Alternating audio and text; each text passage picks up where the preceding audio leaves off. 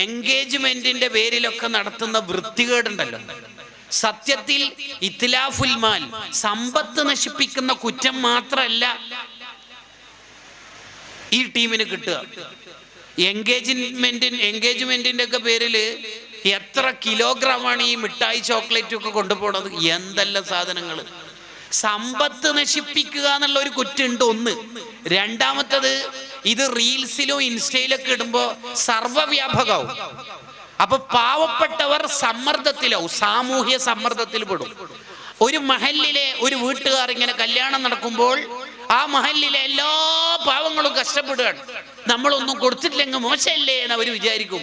അവരും കൂടി കുടുസായതിന്റെ, അവര് മനസ്സ് വേദനിച്ചതിന്റെ കുറ്റം കൂടിയായിരിക്കും നമ്മൾ പേറേണ്ടി വരിക.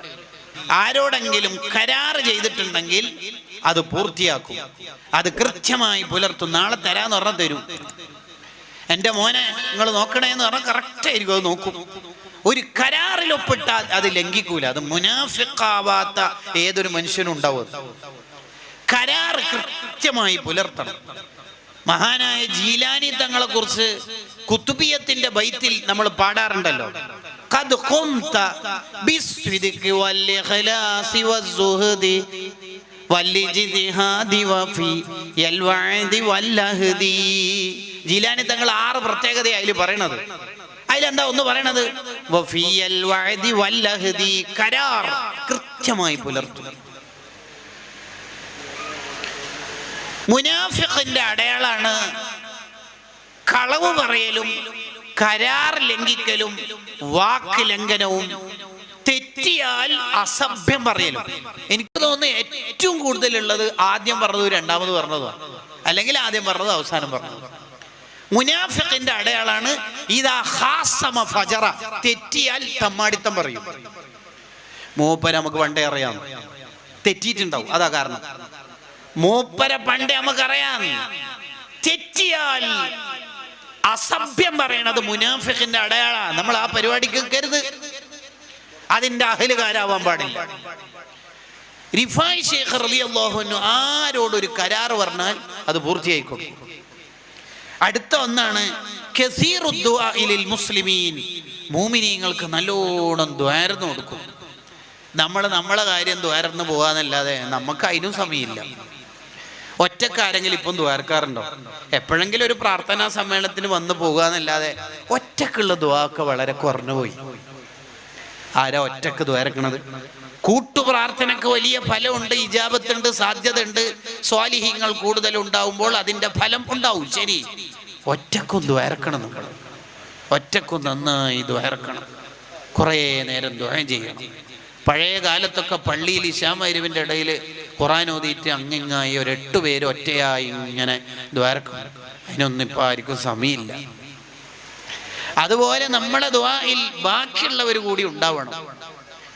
മറ്റുള്ളവർക്ക് നമ്മൾ ദുആ ചെയ്താൽ, ഒരാളുടെ അഭാവത്തിൽ നമ്മൾ ദുആ ചെയ്താൽ നമ്മുടെ ആവശ്യങ്ങൾ അള്ളാഹു നമുക്ക് പൂർത്തിയാക്കി തരും. അതാണ് ഞാൻ നേരത്തെ പറഞ്ഞതാണ്. ഒരാൾക്ക് നമ്മൾ ദ്വാരുന്നു. ഇപ്പൊ ഉദാഹരണത്തിന് നമ്മുടെ ഒരു സുഹൃത്തിന്റെ മകൾ വിവാഹപ്രായത്തിൽ നല്ലൊരു വരനെ നമ്മളെ ഇന്നാലെന്ന റഫീഖിന്റെ അല്ലെങ്കിൽ ഷഫീഖിന്റെ മകൾക്ക് നീ കൊടുക്കണേ നമ്മൾ ദ്വാരുന്നു. നമ്മളെ മോള് ഇനി അടുത്ത കൊല്ലം കല്യാണം കഴിക്കേണ്ടതാ. ഈ ദ്വായിന്റെ വർക്കത്തുകൊണ്ട് അള്ളാഹു നമ്മളെ മകൾക്ക് നല്ല വരനെ കണക്കാക്കും. കാരണം മലക്കൾ ദ്വാരക്കും. അതുകൊണ്ട് തന്നെ മഹാന്മാര് അവരുടെ സ്വന്തം ആവശ്യം പൂർത്തിയാവാന് ഇങ്ങനെ കൂടി ചെയ്യാറുണ്ട്. അവര് അവരുടെ സുഹൃത്തുക്കൾക്ക് വേണ്ടി ദ്വാരക്കും. അപ്പൊ ഇവരുടെ ആവശ്യവും ദ്വാരക്കും, ഇജാബത്ത്.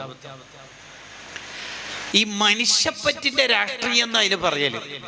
ബാക്കിയുള്ളവരെ ഉൾക്കൊള്ളാനും കൂടി നമുക്ക് കഴിയണം. ഒറ്റയാനായി ജീവിക്കരുത്, ബാക്കിയുള്ളവരെ കൂടി ഉൾക്കൊള്ളാൻ നമുക്ക് കഴിയണം. അത് വളരെ പ്രധാനമാണ്. റിഫായി ശൈഖിന്റെ ജീവിതം മുഴുവൻ എടുത്തു നോക്കിയാൽ ഒറ്റയാനായി ജീവിച്ചിട്ടല്ല അള്ളാഹുവിലേക്ക് എത്തിച്ചേർന്നത്. എല്ലാവരെയും ഉൾക്കൊള്ളാനുള്ള വിശാലമായ മനസ്സിന്റെ ഉടമയാണ് അഹ്മദുൽ കബീർ റിഫായി റളിയല്ലാഹു അൻഹു. റിഫായി ശൈഖിന്റെ അടുത്ത ഒരു പ്രത്യേകത യസിലു മൻ ഖതഅഹു, ബന്ധം മുറിച്ച ആളോട് ബന്ധം അങ്ങോട്ട് പോയി ചേർക്കും. റിഫായി ശൈഖിന്റെ പ്രത്യേകത അയാൾ നമ്മളെ വിളിക്കലൊന്നുമില്ല, അതുകൊണ്ട് ഞാനും അങ്ങോട്ട് വിളിക്കില്ല എന്നല്ല. ചങ്ങായിമാരെ, കുടുംബ ബന്ധം ചേർക്കുക എന്ന് പറഞ്ഞാൽ തന്നെ എന്താ, ഇങ്ങോട്ട് ഇല്ലാത്തവളോട് അങ്ങോട്ട് ബന്ധം ഉണ്ടാക്കലാണ് ചേർക്കുക എന്ന് പറയല്. എൻ്റെ മോനെ 1ാം ക്ലാസ്സിൽ നിന്ന് ജയിച്ചിട്ട് 2ാം ക്ലാസ്സിൽ ചേർത്തു എന്നാരും പറയൂല, 2ാം ക്ലാസ്സിൽ എത്തിന്നേ പറയും. ഇതുവരെ ചേരാത്തവനോടാണ് 1ാം ക്ലാസ്സിൽ ചേർത്തു എന്ന് പറയുന്നത്. എൻ്റെ മോൻ 4ൽ നിന്ന് പാസ്സായിട്ട് 5ൽ എത്തി എന്നല്ലാണ്ട് 4ൽ നിന്ന് പാസ്സായിട്ട് 5ൽ ചേർത്തു എന്നാരും പറയാം. ഇങ്ങോട്ട് ബന്ധമില്ലാത്ത ആളാണ് അങ്ങോട്ട് ബന്ധം ഉണ്ടാക്കുമ്പോഴാണ് ചേർത്തു എന്ന് പറയാം. അതാണ് കുടുംബ ബന്ധം ചേർക്കുക എന്നാണ് ഇസ്ലാമിൽ പ്രയോഗിക്കുക. സിലത്തുർ റഹിം, ഇങ്ങോട്ട് ബന്ധമില്ലാത്ത ആളോട് അങ്ങോട്ട് ചേർക്കുക, അതാണ് സിലത്തുർ റഹിം എന്ന് പറയുന്നത്. കുടുംബ ബന്ധം മുറിക്കുന്നവന്റെ ദുആ ഒരു രാവിലും, അത് 27ാം രാവ് റമദാനായാലും മെഹറാജ് ആയാലും ബറാത്ത് രാവായാലും ഏത് നല്ല സമയത്ത് സ്ഥലത്തായാലും അവന്റെ ദുആ അല്ലാഹു സ്വീകരിക്കൂല. അബ്ദുല്ലാഹി ഇബ്നു മസ്ഊദ് റളിയല്ലാഹു അൻഹു ഒരു സഭയിൽ എഴുന്നേറ്റ് നിന്നിട്ട് പറഞ്ഞു, ഇതിലാരെങ്കിലും കുടുംബ ബന്ധം മുറിച്ച ആളുണ്ടെങ്കിൽ എഴുന്നേറ്റ് പോകണം എന്ന് പറഞ്ഞു. 2-3 തവണ ഇത് പറഞ്ഞപ്പോൾ സഭയിൽ നിന്ന് ഫഖാമ റജുലു മിൻഹും, ഒരാൾ എഴുന്നേറ്റ് നിന്നിട്ട് ചോദിച്ചു, ഉസ്താദ് എന്താ ഉദ്ദേശിച്ചത്, നമുക്ക് മനസ്സിലാവണില്ലല്ലോ. അതിന് മഹാന്റെ മറുപടി, സമയത്ത് റസൂലുള്ളാഹി സ്വല്ലല്ലാഹു അലൈഹി വസല്ലം യഖൂൽ, നബി സ്വല്ലല്ലാഹു അലൈഹി വസല്ലം തങ്ങൾ പറയുന്നത് ഞാൻ കേട്ടിട്ടുണ്ട്, ഇന്നല്ലാഹ ലാ യർഹമു ഖൗമൻ ഫീഹിം ഖാതിഉർ റഹീം. കുടുംബ ബന്ധം മുറിച്ച ഒരുത്തൻ സദസ്സിലുണ്ടെങ്കിൽ ആ സദസ്സിന്റെ ദുആ സ്വീകരിക്കൂല.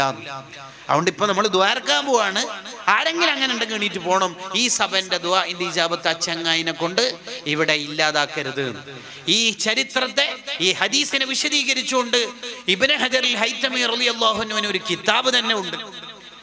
ആ കിതാബ് കുടുംബ ബന്ധം ചേർക്കലിന്റെ മഹത്വമാണ് പ്രധാനമായും പറയുന്നത്. കിതാബിന്റെ പേര് അസ്നൽ മത്വാലിബ് ഫീ സുലത്തിൽ അഖാരിബ്. ഈ ചരിത്രം വിശദീകരിച്ച് മഹാൻ പറയാ, കുടുംബ ബന്ധം മുറിച്ച ആളുടെ ദുആ സ്വീകരിക്കൂല എന്ന് മാത്രമല്ല, അയാൾ ഒരു സദസ്സിലുണ്ടെങ്കിൽ ആ സദസ്സിന് തന്നെ ആ പ്രശ്നം ഉണ്ടാവുമെങ്കിൽ അയാൾക്ക് എത്രമാത്രം പ്രശ്നങ്ങൾ ഉണ്ടാവും.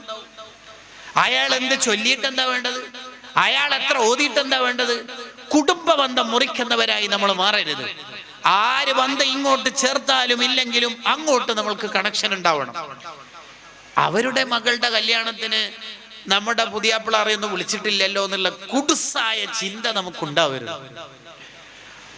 നമ്മളെ പുതിയ കല്യാണത്തിന് വിളിക്കുന്ന സമയത്ത് നമ്മളെ പുതിയാപ്പിളാറെല്ലാം ഫോണിലൂടെ വിളിച്ചിട്ടേ ഉള്ളൂ, അവരെല്ലാം നേരിട്ട് വിളിച്ചിരുന്നു. എന്താ ചങ്ങന്മാർ ഈ നിസ്കാരെല്ലാം നിസ്കരിച്ചിട്ട് എന്ത് നമ്മുടെ കൽബിൽ മാറ്റം ഉണ്ടാവണത്. കൊണ്ടുവന്ന കായ്ക്കൊലയും അലുവയും കണക്കാക്കിയിട്ടാണോ കുടുംബ ബന്ധം ചേർക്കേണ്ടത്? മാമൂലാണോ നമ്മുടെ ജീവിതം എന്ന് പറഞ്ഞാല്? ഈ എൻഗേജ്മെന്റിന്റെ പേരിലൊക്കെ നടത്തുന്ന വൃത്തികേടുണ്ടല്ലോ, സത്യത്തിൽ ഇത്ലാഫുൽ മാൽ, സമ്പത്ത് നശിപ്പിക്കുന്ന കുറ്റം മാത്രമല്ല ഈ ടീമിന് കിട്ടുക. എൻഗേജ്മെന്റിന്റെ ഒക്കെ പേരില് എത്ര കിലോഗ്രാമാണ് ഈ മിഠായി ചോക്ലേറ്റും ഒക്കെ കൊണ്ടുപോകുന്നത്, എന്തെല്ലാം സാധനങ്ങൾ. സമ്പത്ത് നശിപ്പിക്കുക എന്നുള്ള ഒരു കുറ്റുണ്ട് ഒന്ന്. രണ്ടാമത്തത്, ഇത് റീൽസിലും ഇൻസ്റ്റയിലൊക്കെ ഇടുമ്പോ സർവ്വവ്യാപകമാവും. അപ്പൊ പാവപ്പെട്ടവർ സമ്മർദ്ദത്തിലാവും, സാമൂഹ്യ സമ്മർദ്ദത്തിൽ പെടും. ഒരു മഹല്ലിലെ ഒരു വീട്ടുകാർ ഇങ്ങനെ കല്യാണം നടക്കുമ്പോൾ ആ മഹല്ലിലെ എല്ലാ പാവങ്ങളും കഷ്ടപ്പെടുകയാണ്. നമ്മളൊന്നും കൊടുത്തിട്ടില്ലെങ്കിൽ മോശമല്ലേ എന്ന് അവർ വിചാരിക്കും. അവരും കൂടി കുടുസായതിന്റെ, അവര് മനസ്സ് വേദനിച്ചതിന്റെ കുറ്റം കൂടിയായിരിക്കും നമ്മൾ പേറേണ്ടി വരിക.